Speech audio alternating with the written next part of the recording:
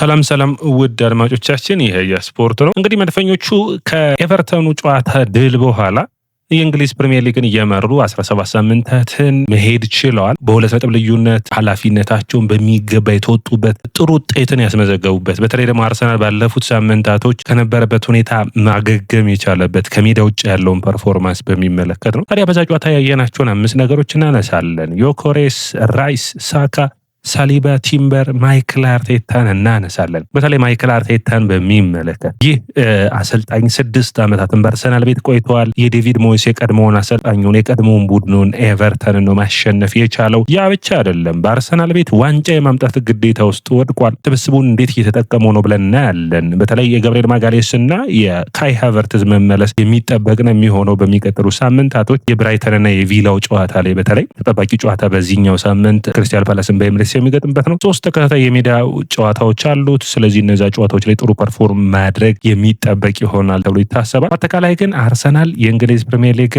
በገና ወር እየመራ ለ5ኛ ጊዜ የሚያቀና ይሆናል። ይህ ግን በአራቱም አርሰናል ዋንጫዎችን ማሸነፍ አልቻለም። በ3 ሁለተኛ፣ በአንዱ አጋጣሚ ደግሞ 3ኛ ወጥቷል። ታዲያ አርሰናል በሁለተኛው የውድድር ሲዝን ላይ የአቋም መውረዶችን ባለፉት ዓመታቶች አሳይቶ ነው ዋጋ ያስከፈለው ከአንዱ ዓመት በስተቀር ማለት ነው። ያ ዓመት የሚታወሰው ደግሞ የማንቸስተር ሲቲ በአሳዛኝ ሁኔታ አርሰናልን በ2 ነጥብ ልዩነት በልጦ የቪላ የኤምሬትስ ጨዋታ ነበር። ታዲያ አርሰናል አሁን በአጠቃላይ ያሉበትን ችግሮች እየቀረፈ ያለ ነው። ነገር ግን አሁንም የሚጎል ነገር አለው። የአርሰናል የኳስ ፍጥነት የለም።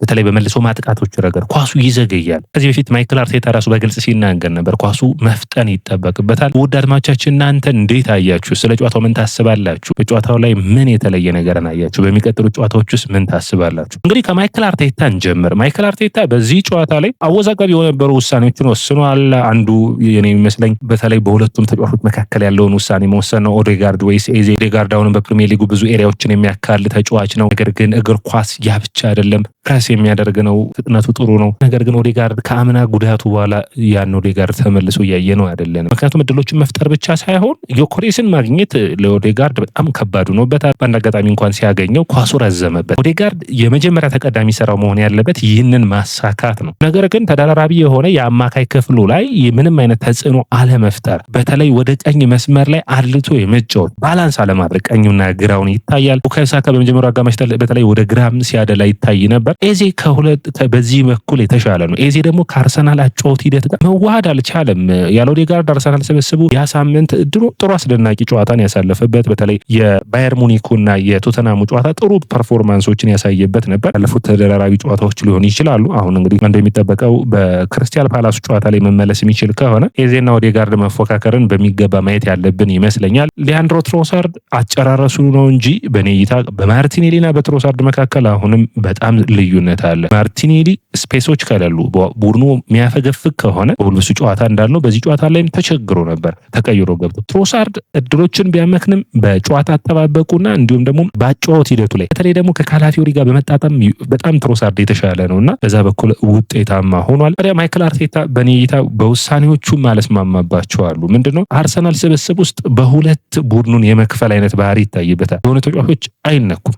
ትሮሳርድ፣ ዮኬሬስ ይቀየራሉ፣ በርና ካላፊዮሪም ይቀየሩ ይችላሉ። ነገር ግን ሳካ ኦዴጋርድን ለመቀየር የማመንታት ሁኔታ ይታያል። በዚህኛው ጨዋታ ላይ ቀይሮታል። ነገር ግን ሞሪኖን ባለቀ ሰዓት ነው ያስገባው። ያ ቅያሪ በጣም ወሳኝ ነበር። በተለይ በአካል ብቃቱ ፉክክሩ ረገድ ሞሪኖ ምንም እንከን የማይወጣለት ነው። ጥሩ ቦታዎችን የመሸፈን አቅም አለው። ነገር ግን ኦዴጋርድንም ሳካንም ለተጫዋቾቹም ሲባል ነው። ተጫዋቾቹ የሚቀየሩ ከሆነ በሆነ ያክል ደቂቃዎች ውስጥ ለውጦችን ለማምጣት በሚገባ መስራት የሚችሉ ይሆናል ብዬ አስባለሁ። ያንን በሚገባ ማሳሰብ የሚጠበቅ ነው የሚሆነው። ማይክል አርቴታ ዘንድሮ አጣብቂኝ ውስጥ እንዳለ ይሰማኛል። እዛ ነው በእያንዳንዱ ሁኔታዎች በጣም ጠንከር ያለ ባለፉት ዓመታቶች ያልነበረውን አይነት ሁኔታ ይታያል። ስብስቡ የተሟላ ነው። ከዚህ በኋላ የሱ ሁኔታና የሱ ሁኔታ ብቻ ነው ወሳኝ የሚሆነው። በሚገባ ይህንን ስብስብ መምራት ከማይክል አርቴታ የሚጠበቅ ነው የሚሆነው። ጨዋታው ላይ እንግዲህ ሌላኛው የሚነሳው ነጥብ የዮኬሬስ ጉዳይ ነው። ደርማቻችን ዮኬሬስ አስደናቂ ብቃቱን ማሳየት አሁንም ከቡድኑ ጋር መዋሃድ ደከም ብሏል። ነገር ግን በኔ እይታ ከወልብሱ ጨዋታ የተሻለ ነበር። አትሊስት 2 አጋጣሚዎችን አግኝተዋል። ታርኮቭስኪ በሚገባ አስጥሎታል።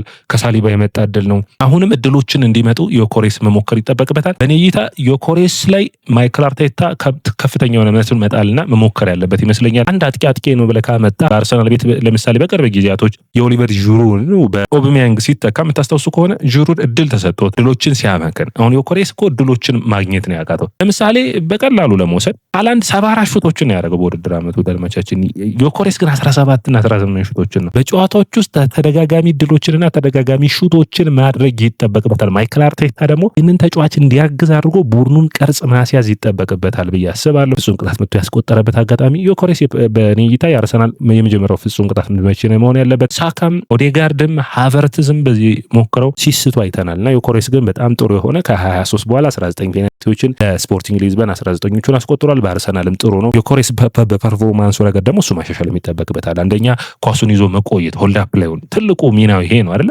በአካል ብቃቱ ረገድ ግፊያ ላይ ጥሩ ነው። ያንን በሚገባ መጠቀም የአካል ብቃቱን በሚገባ መጠቀምና ተጫዋቾችን ማካተት ይጠበቅበታል። ግልጹ ነው መጠበቅ የሚጠበቅበት ይመስለኛል። ያን እዛ ላይ መስራት መቀጠል ያለበት ይሆናል። ዮኬሬስ ጥሩ የሆነ አጥቂ ሊሆን ይችላል። አርሰናል አሁን 5 ጎሎች አሉት በሁሉም ውድድሮች። ከዚህ በኋላ ባሉት ጨዋታዎች የተሻለ ፐርፎርማንሱን መናይ ይመስለኛል። በተለይ አርሰናል በኤምሬትስ በሚያደርጋቸው ጨዋታዎች ውስጥ ወሳኝ ተጫዋቹ ነው የሚቀጥል ይሆናል። ነገር ግን ሩጫዎቹ ትክክለኛ አጥቂ መሆን አርሰናል በትክክለኛ አውት ኤንድ አውት ስትራይከር በሚባለው ሚና ላይ የሚጫወት ተጫዋች ብዙን ጊዜ አይተን አናውቅም። ሄሱስ ገባ፣ ሄሱስ ወደ ውጭ ይወጣል። ስለዚህ ስፔሶችን እንዲገኙ አያደርግም። ስለዚህ እዛ ቦታ ላይ የሚያግዝ ሰው የሚያስፈልግ ይመስለኛል። ስለዚህ ጥሩ ብቃት ነው ዮኬሬስ። ነገር ግን ማሻሻል አሁንም ከሱም ይጠበቃል። ማይክል አርቴታም ስብስቡን በእሱ አጨዋወት መካከል ተመሳሳይ ነገር እንዲመጣ ማድረግ ይጠበቅበታል። ዲክላን ራይስ እንግዲህ በየሳምንቱ እያወራንለት ነው ስለ ራይስ እና ስለ ሳካ። በተለይ ራይስ በጣም አስደናቂ የሆነ ነው። በውድድር ዓመቱ 9 ትልልቅ ዕድሎችን ፈጥረዋል። ፓትሪክ ቪዬራን የሚያስታውስ የሚመስል ነው እንግዲህ አሁን ምክንያቱም ምንድነው ማስጣሉም ላይ ፕሮግረስ ማድረጉም ላይ በእያንዳንዱ ሁኔታዎች ውስጥ ይሳተፋል። አርሰናል ጸሎት ማድረግ ያለበት ዲክላን ራይስ እንዳይጎዳ ብቻ ነው። ራይስ ሜዳ ውስጥ ካለ አንዳንዱን ሜዳ ይረግጣል በሚገባ ደግሞ የተጣመሩበት ከዙቢሜንዲ ጋር አቅም በጣም ጥሩ የሚባል ነው። ነገር ግን እረፍትን ይፈልጋሉና ማይክል አርቴታ እረፍትን መስጠት ያለበት ይመስለኛል። በኔ እይታ ሁለቱን የተከላካይ መስመሩ ድጋሚ ቢሰለፍ ይሻላል የአማካይ መስመሩን አርሰናል ከሚያጣና ለፓላሱ ጨዋታውን የተሻለ የሚሆነው ኖርጋርድንና ሪስክ ወስዶ ሞሪኖን ማሰለፍ የተሻለ ፈተናን የሚሰጥ ይመስለኛል። ዲክላን ራይስ አስደናቂ ፐርፎርማንስ ነው። ነገር ግን የጨዋታው ኮከብ የተባለው ቡካዮ ሳካ ነው። ከ6 ድሪብል ሙከራዎች 4ቱ የተሳኩ ነበሩ። ቡካዮ ሳካ በመከላከሉ ረገድ ሳካን ሁሌ ስናደንቅ የምናደንቀው ነገር አንዱ የመከላከል ብቃቱን ነው አይደለ? በመከላከሉ ረገድ 3 ጊዜ ተቃራኒ ቡድንን ማስጣል ችሏል።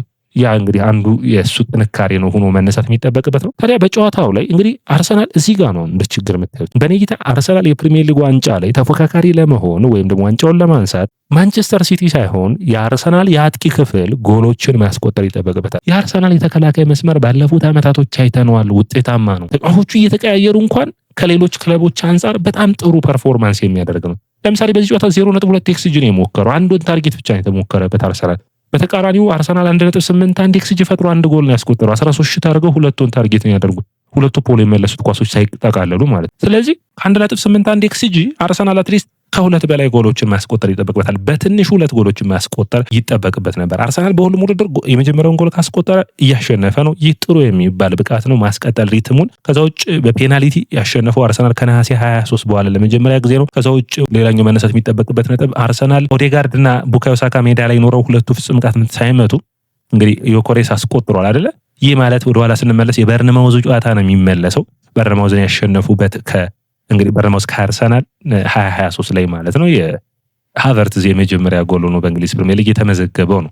ታዲያ በእነዚህ ውስጥ ጥንካሬዎች ውስጥ ግን የአርሰናልን የጥንካሬ ተከላካይ መስመር ማንሳት ይጠበቅብናል። የሳሊባ ሂንካፔ ካላፊዮሪ በጣም ጥሩ ፐርፎርማንስ ነው። ሳሊባና ሂንካፔ ጥሩ ጥምረቶችን አሳይተዋል። ነገር ግን ሂንካፔ አሁንም በአካል ብቃቱ ረገድ የሚፋለመው ተከላካይ ሲሆን ገብርኤል ማጋሌስን የሚያስናፍቅ ወይም ደግሞ ጥሩ ድል ቢኖር ኑሮ ሞስኬራ እንደዚህ አይነት ፍልሚያዎች ላይ ጥሩ የሚሆን ይመስለኛል።